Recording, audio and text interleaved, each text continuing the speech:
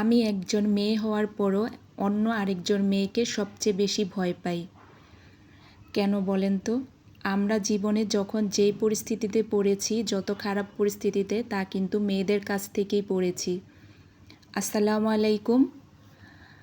আসলে জীবন ক্ষেত্রে চলার পথে দেখা যায় যে মেয়ে, মা, শাশুড়ি, ননদ, ননাস, ভাবি, যা, বোন, কাকি, মামি যেটাই বলেন না কেন, আমরা কিন্তু এই মেয়েদের কাছ থেকেই বেশি খারাপ ব্যবহার, বেশি খারাপ যা আমাদের কষ্টের বিষয় সব কিন্তু এই মেয়েদের কাছ থেকেই পেয়ে থাকি।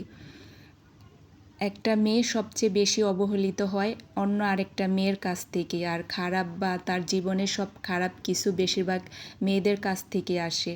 আর সবচেয়ে বেশি এখানে এসে বুঝতে পেরেছি, ইউটিউবে না আসলে আগে জানতাম একটা মেয়ে আরেকটা মেয়ের শত্রু, তবে ইউটিউবে না আসলে এটা কখনো বুঝতে পারতাম না পুরোপুরিভাবে। কারণ জানা আর বোঝা দুইটাই আলাদা আলাদা জিনিস। জীবনে যে যত পরিস্থিতিতে পড়বে সে তত বুঝতে পারবে আসলে যার জীবনে ঘটে যায় আর কি, যেই সব ঘটনা। কিন্তু ঘটনার সব কিছুর মূলেই থাকে মেয়ে। একটা মেয়েই দেখা যায় অন্য মেয়ের সবচেয়ে বেশি ক্ষতি করে, তার সংসার নষ্ট করে, তার ভালো কিছু নষ্ট করে, সব ক্ষেত্রেই একটা মেয়েই করে থাকে। এখানে দেখা যায় যে আমি রান্না সম্বন্ধে কিছু বলতেছি না, কারণ আজকে আমার এটা নিয়ে একটু কথা বলার ইচ্ছে, তাই একটু কথা বলি, তারপরে আমি রান্না তো সবাই সব কিছু পারে, এটা তো আর দেখলেই বোঝা যায়, বলার তো সেভাবে কিছু নেই। প্রথমেই দেখলেন আমি সকালে ঘুম থেকেই উঠে প্রতিদিন আগে হচ্ছে যে মাছটা বের করে ভিজিয়ে রাখি, আর মাংস যদি রান্না করি তাহলে দেখা যায় রাতেই বের করে রাখি, যেহেতু আমার ভোরে রান্না করতে হয়, গ্যাস থাকে না।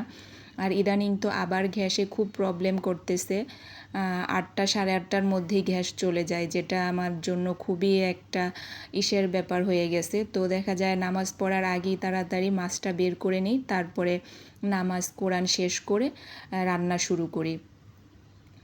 এখানে যেটা বলতেছিলাম, আমরা মেয়েরা কিন্তু বাবার বাড়িতে অনেক বেশি খারাপ ব্যবহার পেয়ে থাকি, কিন্তু সেটা কখনো আমরা বলি না, আর সেটা নিয়ে আমরা কোনো করি না। আর শ্বশুর বাড়িতে তিলকে তাল বানানোর নামে আমরা মেয়েরা হচ্ছি ওস্তাদ। একবারে সব খারাপ মনে হয় যে শ্বশুর বাড়ি। বাবার বাড়ি অনেক মেয়েরা আছে যে খারাপ ব্যবহার পায়, কিন্তু কখনো সেটা তারা শেয়ার করে না বা স্বীকার করে না, বা ভাবে এটা আমার মা, আমার বোন, আমার ভাইয়ের বউ, বা আমি এটা বলতে গেলে ছোট হব। কিন্তু শ্বশুর বাড়িটা বলতে গেলে কি ছোট হয় না? এই জিনিসটা কতগুলা মেয়ে আছে যে যাদের মাথায় কখনোই আসে না। কিন্তু যখন যেই পরিস্থিতি হোক না কেন, সেই পরিস্থিতিতে মানিয়ে নেওয়াটাই হচ্ছে বুদ্ধিমানের কাজ। আর এক হাতে কখনো তালি বাজে না, তালি বাজাতে হলে আমাদের 2 হাতেই লাগবে।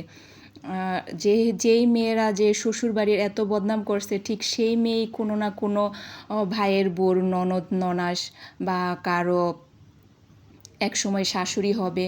এই মেয়েগুলাই তো হয়, অন্য কোথাও থেকে তার মেয়ে চলে আসে না।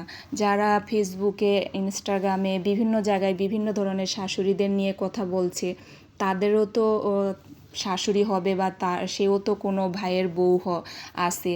সে কি প্রপারভাবে তার ননদের সাথে করতেছে? সে তার ননদের করতেছে। আসলে এই ধরনের মন্তব্য, এই ধরনেরই করা ঠিক না একটা। কিন্তু আমি দেখেছি আমার জীবনে যত খারাপ পরিস্থিতিতে পড়েছি সব মেয়েদের কাছ থেকেই পড়েছি। এর জন্য দেখা যায় যে আমি মেয়ে হয়েও মেয়েদেরকে খুব বেশি ভয় পাই। কারণ খারাপ পরিস্থিতি একটা ছেলে যতটা না সৃষ্টি করে, একটা মেয়ে তার চেয়ে বেশি সৃষ্টি করে। এটা হচ্ছে আসলে মূল ব্যাপার। ভিডিওর এই পর্যায়ে এসে বলছি, এখনও যারা আমার ভিডিওতে লাইক দেননি অবশ্যই একটা লাইক দিবেন। আর যদি আমার ভিডিওটি ভালো লাগে, আমার ভিডিও আরও দেখতে চান, তাহলে অবশ্যই চ্যানেলটাকে সাবস্ক্রাইব করে পাশে অল বাটনে ক্লিক করে দিবেন। এখানে আমি একটা মিক্সড সবজি রান্না করতেছিলাম, আর গ্যাসের কথা যে বললাম, যে অবস্থা, গ্যাস একেবারেই কমে গেছে। না হয় আমি এই সবজিটা আরও কম ঝোল রাখি, কিন্তু গ্যাস দেখতেই পারতেছেন একবারে কমে গেছে। আর এটা হচ্ছে যে আমাদের সকালের নাস্তা। মাঝে মাঝে আমি সকালে চিড়া রাখি। আর এখন যে একটা আবহাওয়া, এই মনে হচ্ছে বৃষ্টি হচ্ছে, কিন্তু সেটা কিন্তু ঠান্ডা লাগে না, গরমটা থেকেই যায়। আর শরীর, পরিবেশ সব কিছু একটা গরম একটা আবহাওয়া হয়। তারপরে একেবারে বিকেলে চলে আসছি। বিকেলে আমি চা বানিয়ে নিয়েছি আর বাচ্চাদের কিছু তরমুজ কেটে দিয়েছি। ওদের যেহেতু স্কুল বন্ধ, এখন ওরা বাসায়ই থাকে বেশ লম্বা সময়, তো সারাদিনই দেখা যায় বাচ্চা মানুষ তো এটা ওইটা তাদেরকে একটু দিতে হয়। আসলে সারাক্ষণ তো ছোট মানুষ খেলাধুলা করে, দৌড়াদৌড়ি করে, তো এদিকে এই যে ছোটজন বড়জনকে আবার রাগ হচ্ছে তাকে দিবে না। তারপরে আমি চলে আসলাম সন্ধ্যার ঠিক আগে একটু গাছে পানি দিতে। এখানে মরিচের কিছু দানা ফালানো হয়েছিল, সেটা থেকেই গাছ হয়েছে, আর পুঁই গাছ। আর নিচে এই পাশটা এখন আমাদের ফাঁকা আছে, কিন্তু এটাও কোন দিন যেন উঠে যাবে। বাসাটা একবারে অন্ধকার হয়ে গেল। আগে যেরকম আলো বাতাস ছিল এখন তো একেবারেই নাই।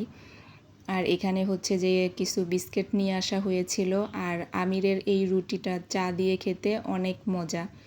তো মাঝে মাঝে এই রুটিটা নিয়ে আসে, এটা আমার ভালো লাগে অনেক খেতে। আর বাচ্চাদের জন্য কিছু বিস্কিট, এগুলা সব এখন আমি এই করে নিব।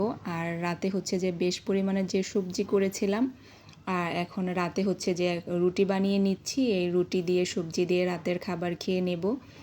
আর রুটিগুলা ভাজা শেষে দেখা যাবে যে নেক্সট ডের জন্য আমি কিছু সবজি কেটে রাখবো। আমার ফ্রিজে এমনি তো সব সময় তো আর একভাবে এক রুটিনে চলে না, দেখা যায় এক এক সময় এক এক তাড়াহুড়া থাকে। সবজি এনে তাড়াতাড়ি ফ্রিজে রেখে দেওয়া হয়েছিল, তো চিন্তা করলাম সকালে আবার কাটতে বেশ সময় লাগবে, তো রাতেই কেটে রাখি। আর এদিকে নতুন ফ্রাই প্যান চুলার থেকে স্লিপ করে চলে যাচ্ছে আর কি।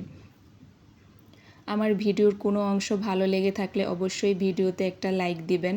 আবারও বলছি, যারা এখনও লাইক দেননি প্লিজ একটা লাইক দিবেন। আর এই যে বলেছিলাম যে সবজি কেটে রাখবো, সেটাও কেটে অলরেডি রেডি করে ফেলেছি এখানে ভাজির জন্য। আর ঢেঁড়স সেটা মাছ দিয়ে বা ডাল দিয়ে যেটা দিয়ে করা যাবে, চাইলে ভর্তাও করা যাবে, ওইভাবে সব কেটে রেডি করে রেখেছি। আপনাদের সাথে আরও অনেক গল্প কথা হবে আজকে এখানেই। সবাই ভালো থাকেন, আল্লাহ হাফেজ।